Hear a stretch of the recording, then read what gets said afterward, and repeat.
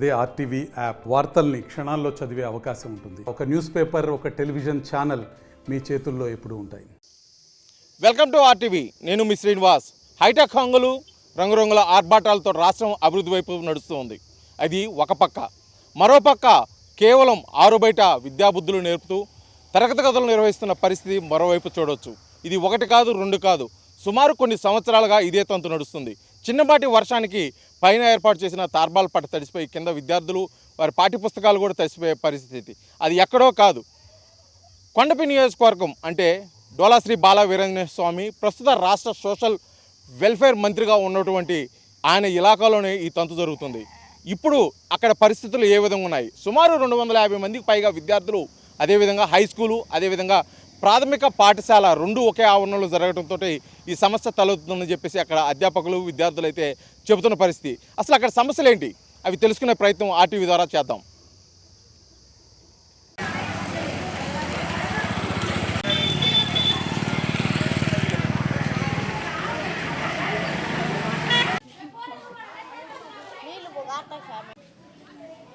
ఇక్కడ చూస్తుంటే అంతా హైటెక్ రంగులో కనిపిస్తుంది. పాష్ బల్లలు, క్లాస్ రూమ్స్ ఉన్నట్టు కనిపిస్తుంది. కానీ ఇది ఒక స్కూలు అని వాతావరణం తప్ప ఇక్కడ ఎటువంటి సౌకర్యాలు లేని చెప్పేసి ఇక్కడ పరిస్థితులు అయితే మనకి దర్శనమిస్తున్నాయి. తడిసి ముద్దైపోయిన ఈ క్లాస్ రూమ్లో విద్యార్థులు ఇక్కడ విద్యాబుద్ధులు నేర్చుకోవాలి. ఇక్కడే అధ్యాపకులు వారికి పాఠాలు నేర్పాల్సిన పరిస్థితి. ఇది ఒకరోజు కాదు, 2 రోజులు కాదు, గత కొన్ని సంవత్సరాలుగా ఇదే తంతు ఇక్కడ నడుస్తుంది. ఇటీవల కాలంలో కొంతమంది దాతల పుణ్యమా అంటూ పైన కప్పు వచ్చింది. కానీ అంతకుముందు అయితే ఓపెన్ ప్లేసు, విద్యార్థులు అయితే కింద కూర్చొని పాఠాలు నేర్చుకోవాల్సిన పరిస్థితి అయితే ఉంది. చివరికి పడిన 4 చినుకులకు కూడా క్లాస్ రూమ్ మొత్తం కూడా బురదమయం అయిపోయి విద్యార్థులు కూర్చునే దానికోసం, పాఠాలు నేర్చుకునే దానికోసం అయితే పరిస్థితి కూడా లేదు. చివరికి విద్యార్థులే ఇక్కడ ఉన్న పరిస్థితుల్లో ఆవరణను కూడా వాళ్ళే స్వయంగా శుభ్రపరచుకొని వాళ్ళు కూర్చోవాల్సిన పరిస్థితి.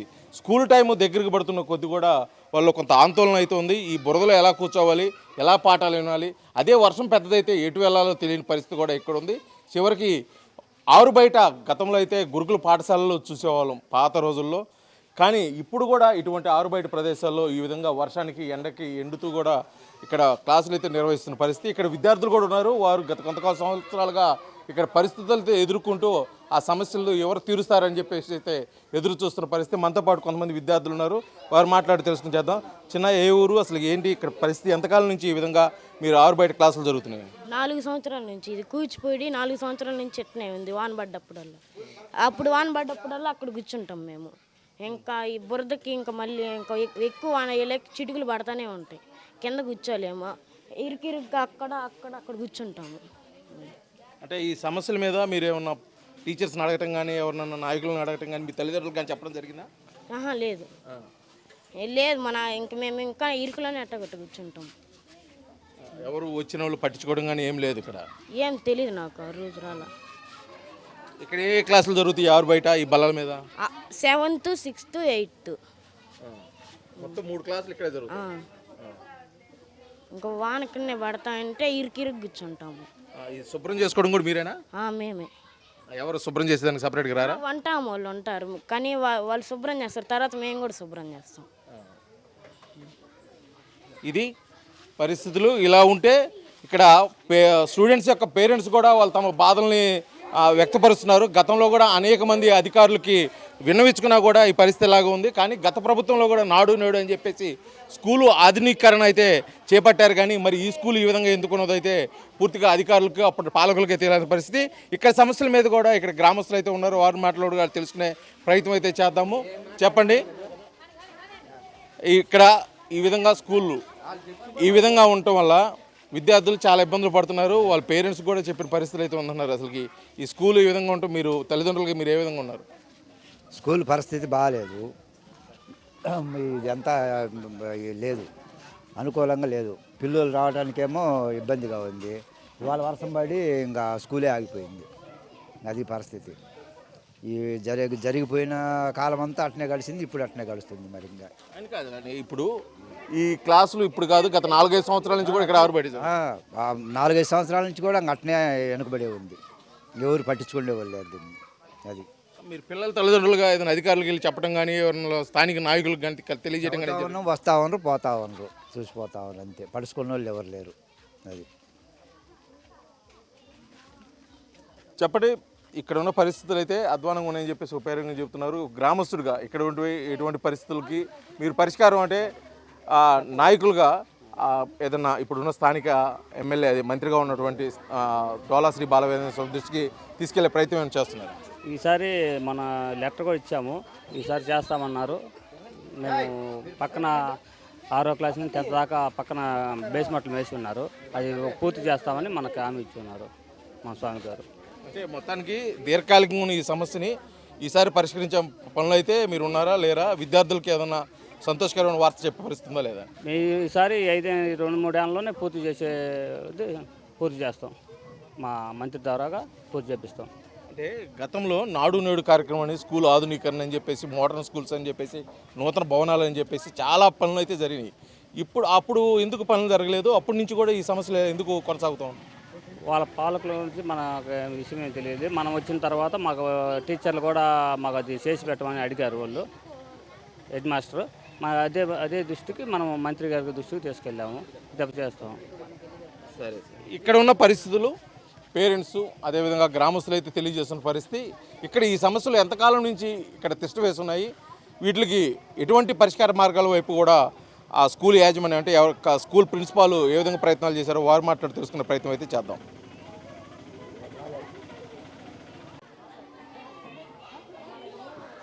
మీరు కూడా తలా ఒక పని చేయండి. మా అమ్మాయి ఒకటే చెప్తాను, మాట్లాడతావా? చక్క గుండి పెట్టుకో.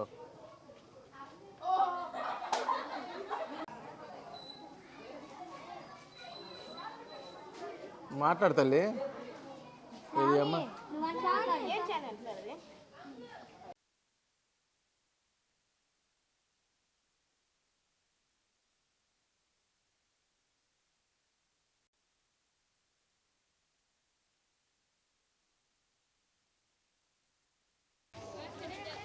ఈ స్కూల్కి సంబంధించి హెడ్ మాస్టర్ అయితే ఇక్కడికి రావడం కూడా జరిగింది. వారు మాట్లాడి తెలుసుకుందాం. ఇది ఈ సమస్య ఎంతకాలం నుంచి ఇక్కడ తిష్ట వేసింది, ఆ సమస్య పరిష్కారం కోసం కూడా ఎటువంటి ప్రయత్నాలు చేశారు సార్ చెప్పండి. విద్యార్థులు చిన్న చినుకులు 4 చినుకులకే బురదమైపోయి క్లాస్ రూమ్లు కూడా తడిపోయిన పరిస్థితి, బహిరంగ ప్రదేశాల్లో కూడా క్లాస్ రూమ్స్ ఏర్పాటు చేయాల్సిన పరిస్థితి. ఈ సమస్య ఎంతకాలం నుంచి ఇక్కడ కొనసాగుతుంది? సార్ నేను 2023లో ఇక్కడికి వచ్చాను సార్. నేను ఇక్కడికి వచ్చేటప్పటికే సమస్యలన్నీ కూడా తిష్ట వేసి ఉన్నాయి. ఇక్కడ హై స్కూలు, ఎలిమెంటరీ స్కూలు కూడా 2 ఒకే క్యాంపస్లో ఉన్నాయి. రూములు కూడా 4 ఉన్నాయి. హై స్కూల్కి 2, ఎలిమెంటరీ స్కూల్కి 2. చాలా కంజెస్టెడ్గా ఉన్నాయి. క్లాసులు జరగడానికి కూడా ఇబ్బందికరంగా ఉంది. ఎందువల్లంటే రూమ్స్ అకామిడేషన్ లేక టెంట్ వేసి క్లాసులు రన్ చేస్తున్నటువంటి పరిస్థితి. అందువల్ల చిన్న వర్షం పడ్డా కూడా క్లాసులు జరుపుకోలేనటువంటి పరిస్థితి ఉంది. కాబట్టి మేము మీ మీడియా ద్వారా రిక్వెస్ట్ చేసే విషయం ఏంటంటే, పక్కన హై స్కూల్ అనేటువంటిది కన్స్ట్రక్షన్ ఆగిపోయింది. కాబట్టి త్వరగా పూర్తి చేస్తే బాగుంటుంది. మాకు ఇక్కడ క్లాసులు రన్ చేసుకోవడానికి చాలా ఇబ్బందికరం ఉంది. పిల్లలకు సరైనటువంటి న్యాయం చేకూర్చలేకపోతున్నాం అని చెప్పి క్వాలిటీ ఎడ్యుకేషన్ కూడా అందించలేకపోతున్నాం. కాబట్టి మీడియా ద్వారా మేము మీకు తెలియజేసేది ఏంటంటే, మాకు గత పాలనలో అంటే 2019 నుంచి 24 మధ్యకాలంలో నాడు నేడు అని చెప్పేసి స్కూల్కి ఆధునీకరణ, ఎక్విప్మెంట్ విషయంలో రంగురంగు బల్లలు, హై స్క్రీన్స్ అన్నీ ఏర్పాటు చేసి విద్యాబుద్ధులు నేర్పుతున్నాము. స్కూల్కి ఎటువంటి ఇబ్బంది జరగలేదు. ఆ టైంలో కూడా ఇక్కడ అభివృద్ధి జరగలేదా?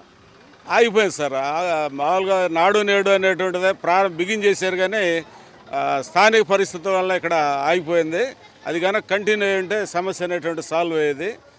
సమస్యలు తిష్ట వేసే ఉన్నాయి సార్. స్థానిక సమస్యలు అన్నారు, ఏదైనా స్థలం లేకనా లేకపోతే ఏదైనా కారణాలు ఏమంటారు? స్థలం ఇష్యూ విషయంలోనే ఆగిపోయిందని నేను ఇక్కడికి వచ్చేటప్పుడు తెలిసిందండి.